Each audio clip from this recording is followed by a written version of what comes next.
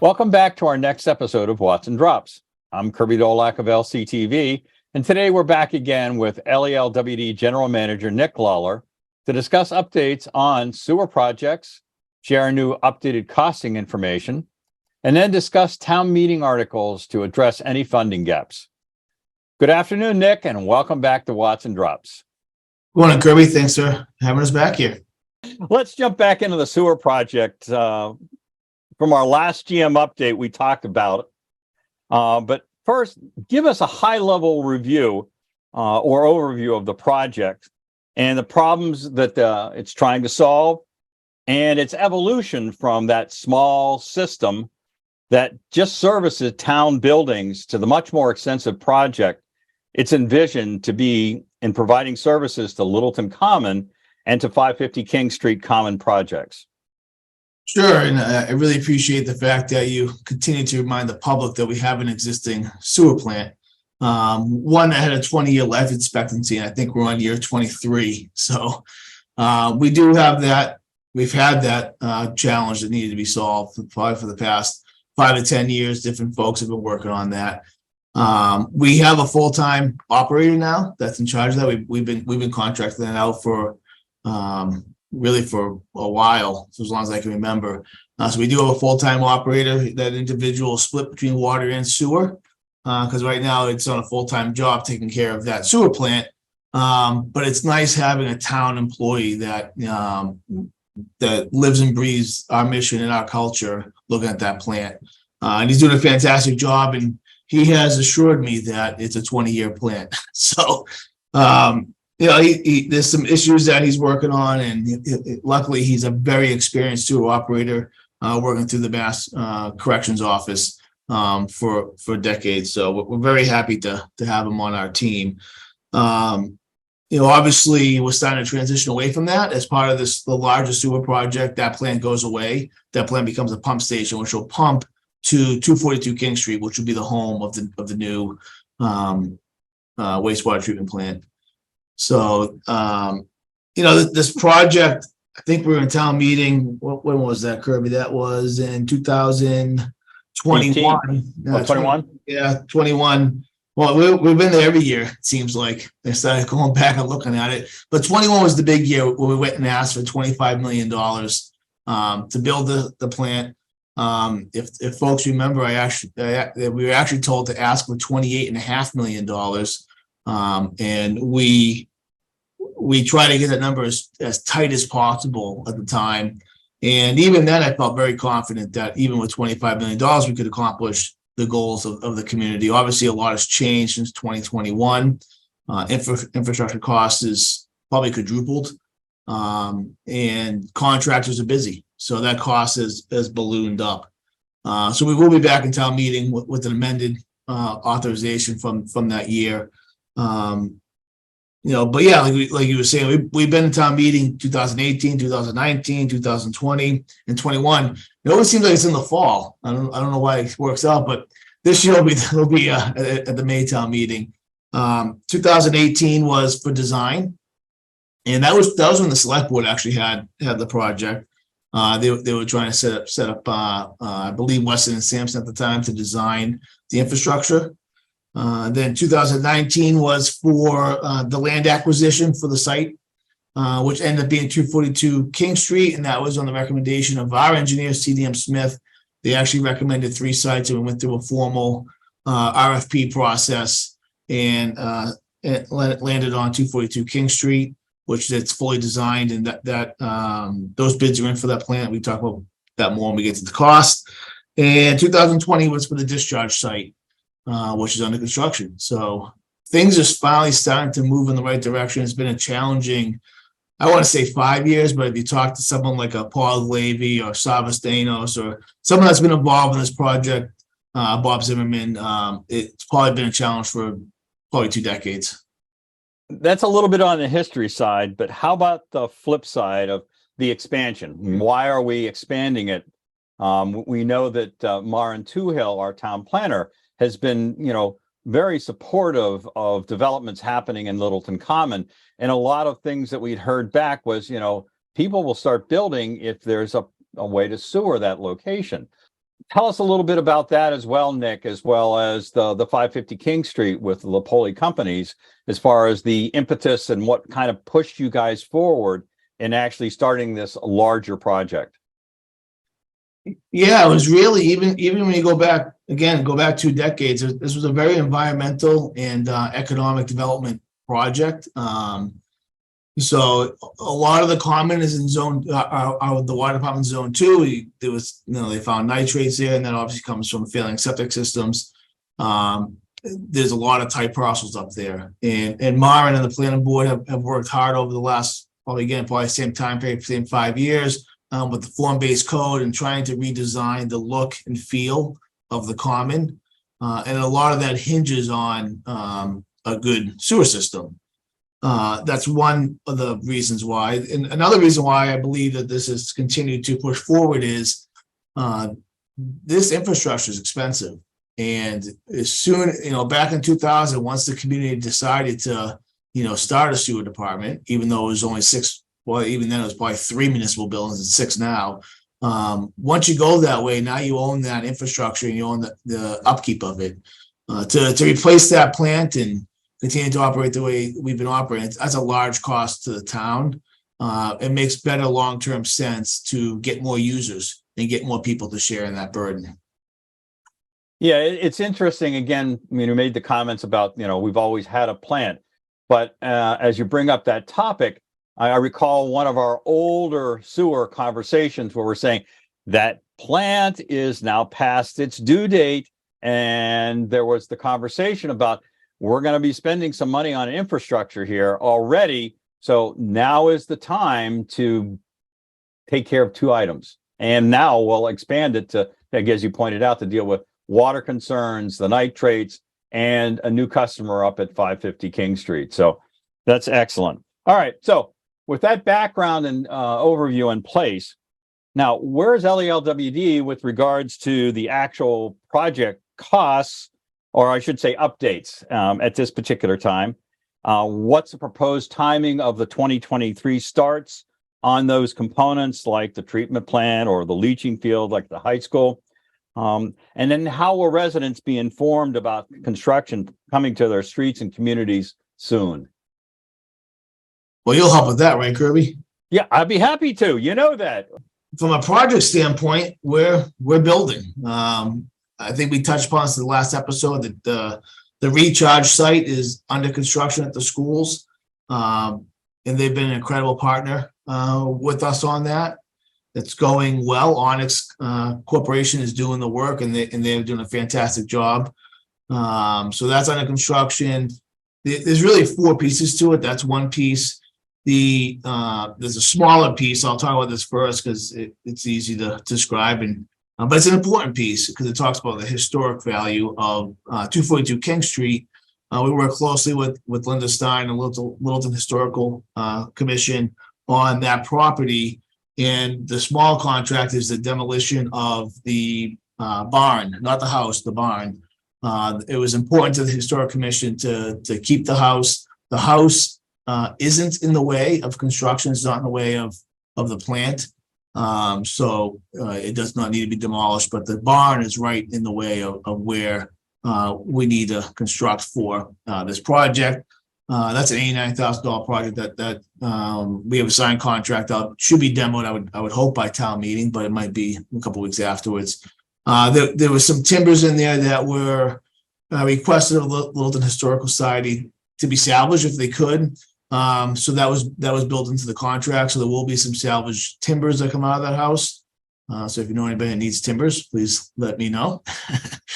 Yeah, no, there's some really cool wood in that building. So it didn't seem to affect cost that much. $89,000 for a demolition of a property like that seemed to be in line with what we paid to demolish the old highway garage at Wickham Ave and also the meter lab on King Street. And then the 2 larger pieces of the project, they're not under construction yet. And one of the reasons is we can't award both of them because we need to go back to town meeting for amended authorization for borrowing. We will move forward with the plant award. the treatment plant, because no matter what, we need a treatment plant. We're at a point that we need to move that piece forward as quickly as possible. Plus, we have timeframes that we need to respond to bids within. So that will be the next contract we award. We're meeting with the apparent low bidder next week, just to ask them, some pre-construction questions, pre-contract questions. And hopefully once we hope to have a good feeling coming out of that meeting, we can award a contract, work with a DP on. So that one, again, it takes a while once you award a contract. Probably takes 6 weeks for them to mobilize and get going. But that would be the next one to go. And then after town meeting, if we successfully get an amended borrowing authorization, we would award the final contract, which is all the pipes in the road, inclusive of some water mains that have been targeted problems over the last 10 years or so. Interesting. One is that we'll stay tuned to hear from the Historical Commission about what they are having in mind for the building, which is great. So that's fantastic. Yeah, we've got some great video from Connor, the flyovers at the high school. So I actually gotten a couple of texts from people saying, hey, we brought the kids to the high school and Bob the Builder was crawling up the big mounds. And, it was interesting to see, the stripping off the topsoil, stacking the other stock, and then putting down the basic stone, and then, starting to put out the leaching field itself. But it's given a lot of people some interesting things to watch and see. Following up with that is how are we going to inform? I know we've just joked about LCTV, but I know you guys put a lot of information up on your website as well. Yeah, it'd be our standard methods of communication, especially when we get into the roads where it's very disruptive. And some of that work will be at night, some will be during the days. It all depends on how the contractor could set up his job. If they take a full lane, then it has to be done at night on a state road. And some of the situations will be taking up a full lane. But once we award that contract, there'll be signboards out. They'll be required as part of the traffic management plan to put those out. We'll utilize our Facebook page, our website, LCTV, commissioners meetings, select board meetings. We'll try to get as many methods out there as we possibly can. Excellent. So now let's transition from my favorite thing, which is shovels and dirt, to talk about project costs and funding. Nick, here's the slide that you sent me, and I just wanted to start with the left-hand side on the sewer costs. You did a great job of explaining it. In fact, in setting up your table here, so that when you see the cost of the design there at 2.2, it's very nicely lined up with the special town meeting article from 18 and 19. So those are, straightforward as far as understanding that that's the design work and the purchase of the land at 2.2. And, so far you said you spent some stuff already. What has that expenditure been so far to date? A lot of that's been extra design work and things related to pre-construction activities from CDM Smith. Okay. We went over that 2.2 and we didn't necessarily have a place to put it. But it's a real expense, so it needs to show up on that side of the ledger. The next item I thought was kind of interesting, common sewer expansion and water main replacement. Tell us about that, the relationship between the expansion and the water replacement. Yeah, and I want to be clear that $15.56 million number, that's just the sewer portion of it. And there's a lot of synergy between sewer and water on this project, but it's important since they're both funded from different enterprise accounts, and one will be funded through betterment. Sewer, it means to be funded mostly through betterments. I had to be careful not intermingling those funds, but that is a dual purpose project. It's about $3.8 million for the water main. That's not shown on this table from a funding or a cost standpoint, but it is part of the project. And to us, it just made sense. It made sense to the Board of Commissioners if we're going to rip up two of the busiest roads in the community, even though water and sewer are in different trenches for the most part, it still made sense for us to attack problem water mains. And for those that have been around for a while, we'll know which one those are. There's from Great Road, from the Common to Donlands. It's an old AC main. It's had several breaks over the years, very destructive breaks. There's Russell Street in front of the school. We've had several breaks, so we're going to replace again. It's AC main replaced from King Street to the bridge. On King Street on either side of 495 is another area that we've had some breaks that are on older pipe and stuff like that. That's the one that drives me crazy because for the most part, most of these numbers came in line with engineering estimates. And these estimates have grown. They grew every month. We get new estimates or, get updated verbal updates in the estimates. And every month they were going up.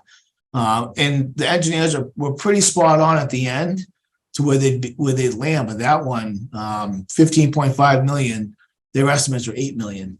So that's what really caused the gap. And that's why we're here with this problem. And to give you an example of the bidding climate, when we bid the Spectacle Pond transmission main that brought water from the PFAS well at Spectacle Pond down at Wickham Ave, which was a large pipeline. It's almost I think it's 19,000 feet, if memory serves me right.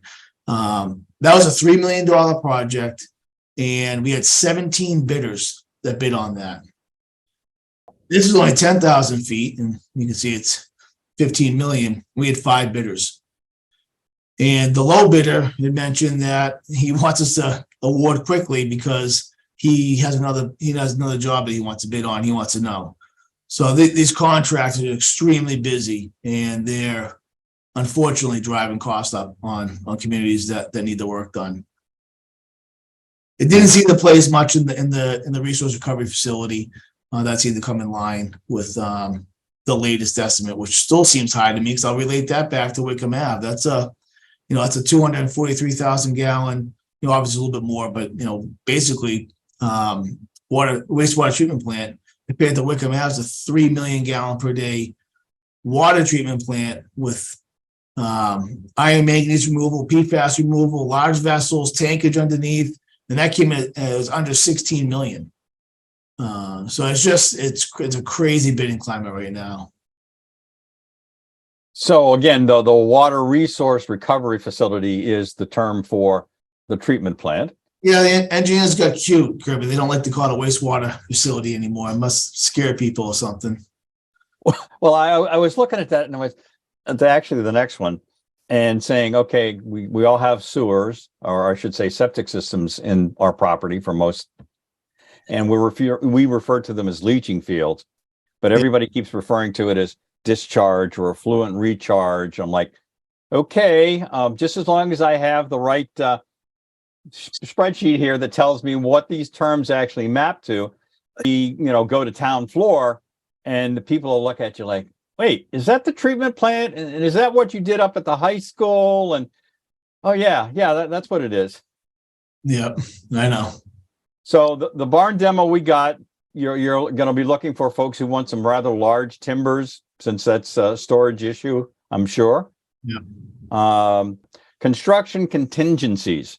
I'm familiar with them because of being a contractor, but why don't you explain to us, Nick, what they are and why that number is, almost $2 million? Well, the number is, so it's actually 5% of the projects that you see, not the design land purchase expenditures. It's 5% of the sewer main, the water resource recovery facility.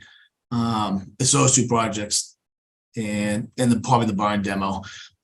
It's required by Mass DEP through the SRF program that we carry a 5% contingency to make sure there's funding there for change orders and stuff like that. So it's especially critical when you're digging up roads and you think you know what's there, but you might not know what's there.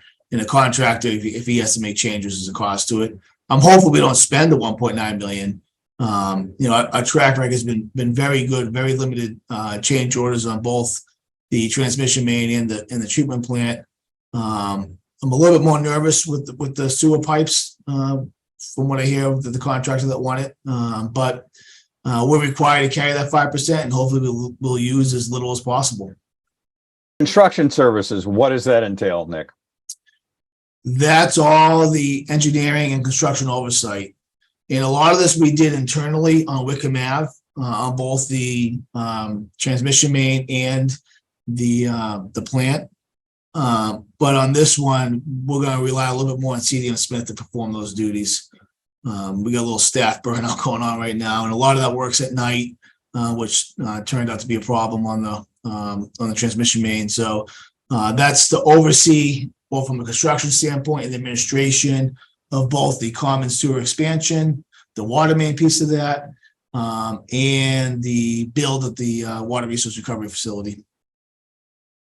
Well, I hope everybody's taking their vacations for the year. Yep. So the last item there, police and traffic detail. Obviously, we want to have the safety, and it's just curious that that component is, again, $500,000, but I'm hopeful it's maybe less than that. But again, what are the roads that will be impacted again, Nick? Yeah, I mean, the main goes down King Street and Great Road, really just a Great Road from the Common to the daycare right past Donlands. And then Russell Street is part of it as well. Those are the major roads. And I would agree with you that the detailed number seems high. That again was a number worked out with through SRF. They make you carry a number that's large. Then we hit a large number again on the transmission main we did, and we came in way under it. Littleton police are great to work with, and hopefully this project goes well. I don't see why it wouldn't. Again, they feel the impact of the night work as well, because they don't contract that out. They take that on internally. So hopefully a lot of this can be done during the day. If it's done during the day, I believe it probably will be cheaper than doing it at night. So it sounds like there's a great opportunity with these projects, Nick, for good liaisoning, working with the police department, the highway department, for instance, as well, and communicating what's going on and how you can help each other. So that's something I think is going to be a big plus. And that happens now on a daily basis. We have very good department heads in this community, and Chief Pennard and Steve Yarnley are of two of the best. Excellent. So we come down with the number of 47,371,890. Let's flip over to the sewer funding side. You've done a really good job of explaining the numbers for how that funding that we've already appropriated through town meeting has or will be used. Let's start talking a little bit about the Chapter 268 funds, Acts of 2022. ARPA, MassWorks, the alphabet soup that's there, because it looks like we've got a lot of excellent support, Nick, at the state level, for one, with MassWorks, but also with the American Rescue Plan Act, and the select board realizing that, if we kick in a little bit from that fund that we've received in Littleton, that it's going to lower that cost overall. So tell us about those, if you would, please. Yeah, and please understand that these funds aren't necessarily committed to this project as of yet. It's just to illustrate if the funds were. We've had several meetings. We have a small little working group that has Chuck DeCoste, Matthew Nordhaus, Jim Carr, Scott Larson, Steve Venuti from the FinCom was a treasurer, may still be the treasurer. I don't know. Steve keeps coming back, which is great for us because he's a whiz. And just trying to understand how to apply these costs and how to complete the project. But I don't think a board is necessarily weighed in on these yet. So this is more just if these funds get applied in this way, what does our funding gap look like for town meeting? So the Chapter 268 of the Acts of 2022, that was an economic development bill. It was called the Forward Bill for a while. That Governor Baker put through on his way out to try to allocate the use of, I don't think it was all the ARPA funds that were remaining, but it was a majority of the remaining of the ARPA funds that the state had. It was a large bill, and Littleton did extremely well with that bill. Most communities got, I don't know, 250 grand, maybe $1 million. We were able to get $8 million. And a lot of that was the partnership that we have with the 550 King Street and the housing and economic development that project brings to the town of Littleton. So that's where that $8 million came from. We actually, Ryan Ferrara and myself had a meeting with the MassWorks group yesterday. And they're actually going to roll that into the MassWorks FY23 grant. So the 8 million and the 1.5 million are going to become 9.5 million, because that MassWorks FY23, it again was a big part of that was the 550 King Street project and housing and economic development jobs that's going to bring to the community. So they'll combine those two into a $9.5 million contract. The contract will be between the state and the town of Littleton. So really the select board will authorize Ryan to how to apply those funds when the time comes. And then the opera funds, those are also through the select board, the $2 million opera funds. There's been a lot of discussion on that, how it's going to apply to the project. It's cover the betterments, not cover the betterments. So a lot of that stuff is still under discussions, but the select board has been pretty consistent for a year, ever since they got those funds. It's been, I think, a couple of years that those funds would support the project, which is a big gift from the town of Littleton. That's $2 million that could be used at a lot of different places, and they're showing their support for this project, which is needed at this time. And then that MassWorks with all the letters there from 2018 for $1.5 million. That was the original MassWorks grant that we got. It started off with the project. We then used it. We redefined the scope for the discharge site. That $1.5 million will be gone by next week. So don't get used to seeing that. Because as the discharge site bills start coming in, or recharge site, I don't know. I'm with you, Kirby. We keep changing the names of these things. The bills are coming in for that pretty quick now, and the intent was to use that MassWorks grant up first to kind of help make the math a lot easier. I think the more things we take away from the right side column and use, the easier this will get.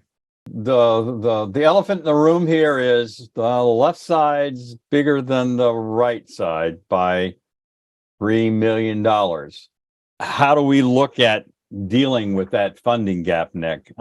Because I'm going to leave this slide up for just another couple of moments, but in looking at the preliminary warrant articles coming out of LELWD, it would appear that you guys are going to go back possibly with another warrant article to fill this gap, or what do you have in mind, rather than me trying to read your mind? Yeah, no, you read it pretty well. So the warrant article is not going to be exactly correct, because we were still getting numbers and trying to figure numbers out when Ryan was trying to get that printed. So I believe we were asking for an amended authorization from that fall of 2021. So we're trying to amend the borrowing authorization that you see in the top right column of $25 million. I think he had a number of $2.84 million in there that will be printed. And again, he didn't have a lot of the correct numbers from us, so he had to go with what he had. And that's what we discussed. We've discussed that 2.84 at both, commissioners meetings, we discussed at select board meetings, we discussed at FinCom. So I think everybody understands that we need to amend that authorization. 2.84 won't be the right number. And frankly, I don't think 3 should be either. We have a loan for 1.5% through the state revolving fund, through the DEP and Clean Water Trust. And it's up to like 31.9 million. And it's my belief that we should have our authorization match that amount. So it'd be the 31.9 minus the 25 and minus the 2.5, because the 2.5 from fall of 2020 gets added into that SRF authorization. So it'd be just slightly over $4 million of amended authorization that we should be asking for a town meeting. A 1.5% loan right now is something that the town should be taking advantage of, rather than using our existing funds. We should be borrowing that money. And that's a 30-year note, Nick? 30 years, that's correct. Yeah. Okay.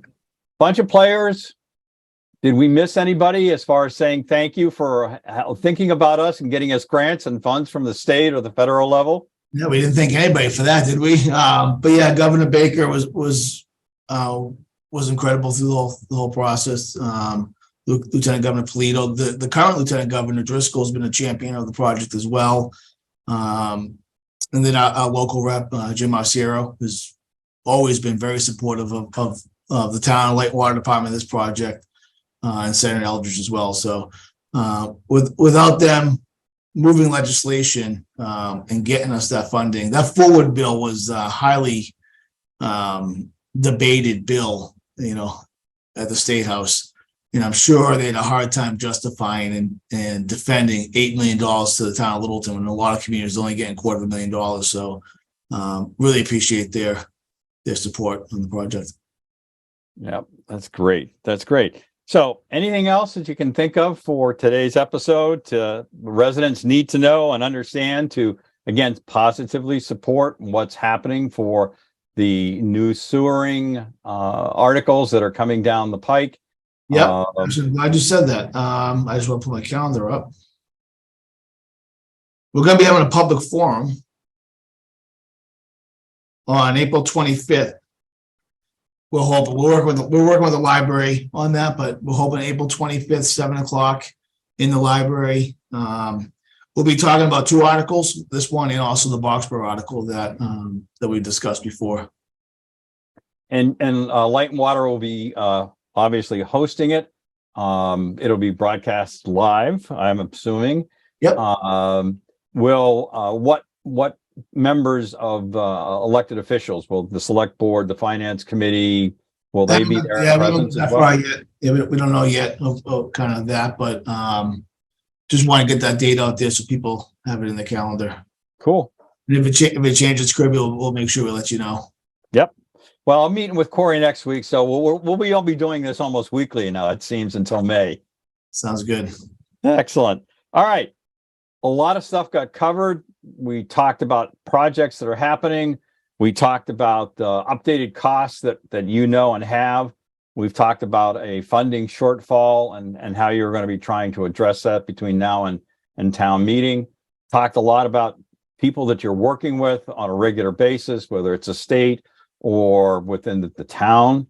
Lots of good outreach, it sounds like, Nick. And this last public forum you're talking about is going to be really good icing on the cake, because it's, less than a week from town meeting, so that if anybody has anything, they can ask questions, and maybe we'll limit the long line at the microphone on May 1st. Yeah, well, we can thank Select Board Member Mark Rombacher. He's the one that suggested that. Excellent. All right, Nick, really appreciate your time and attention. We look forward to seeing the rest of your staff. Again, I mentioned we'll be seeing Corey Godfrey, and we will be talking about water items for town warrant. But again, appreciate your time. All right, thanks, Kirby. Take care.